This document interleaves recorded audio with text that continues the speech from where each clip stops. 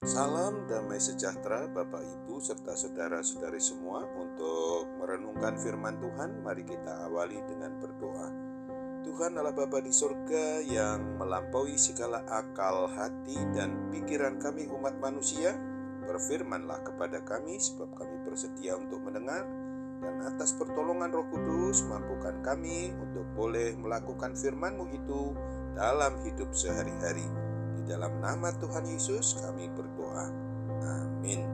Sebagai nas renungan firman Tuhan hari ini diambil dari Yehezkiel 20 ayat 30 yang berbunyi, "Oleh sebab itu katakanlah kepada kaum Israel, beginilah firman Tuhan Allah, apakah kamu menajiskan dirimu juga dengan cara hidup nenek moyangmu dan berzinah dengan mengikuti dewa-dewanya yang menjijikan?"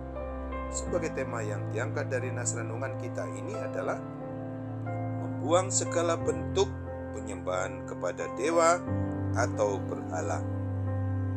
Umat Israel atau umat Yahudi itu adalah umat yang menjadi pilihan Tuhan Allah Yahweh, Allah Israel, yang dikuduskan untuk menjadi umat yang beribadah kepadanya.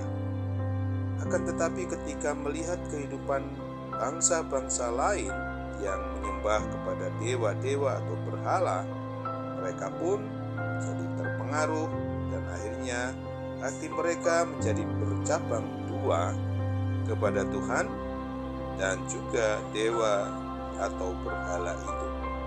Artinya bahwa mereka tidak meninggalkan Tuhan sepenuhnya, tetapi mereka juga menyembah kepada dewa atau berhala-berhala. Sudah tidak terhitung berapa banyaknya jumlah di mana Tuhan menegur dan memperingatkan umat pilihannya itu. Namun sebentar saja mereka bertobat, tetapi kemudian berbalik lagi kepada dewa-dewa atau berhala-berhala itu lagi. Mari kita tanya diri kita sebagai orang yang beriman percaya kepada Kristus dalam hidup kita masa kini. Bagaimanakah rasanya jika orang yang menjadi belahan hati kita, yang kita cintai dan kasihi, telah mendua hati atau berpaling kepada orang yang lain? Tentu saja kita pasti merasa iri hati, cemburu, dan hati ini sungguh terasa sangat sakit.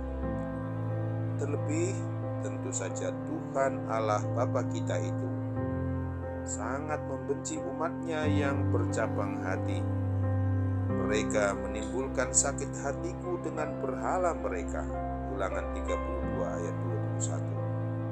Berhala atau dewa-dewa adalah kejijikan dan kekejian di mata Tuhan Allah, dan Ia memandang umat yang melakukannya sebagai kenajisan. Hari ini ada banyak orang yang mengikuti Kristus, beriman percaya kepadanya, tetapi masih saja menyimpan berhala atau dewa-dewa, memiliki sesuatu yang memang disembah, dipuji selain Tuhan Allah, yang seharusnya satu-satunya yang layak disembah, dipuji, dan dimuliakan adalah Tuhan Yesus Kristus.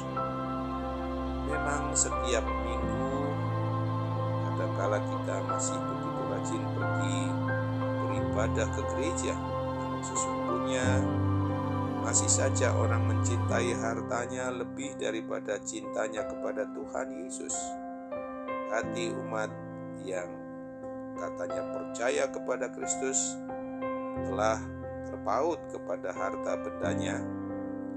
Di mana hartamu berada, di situ juga hatimu berada. Matius 6 ayat 21. Padahal Alkitab sendiri di mana firman Tuhan yang dituliskan ini sudah menyatakan di dalam Matius 6 ayat 24, kamu tidak dapat mengabdi kepada Allah dan kepada Mamon.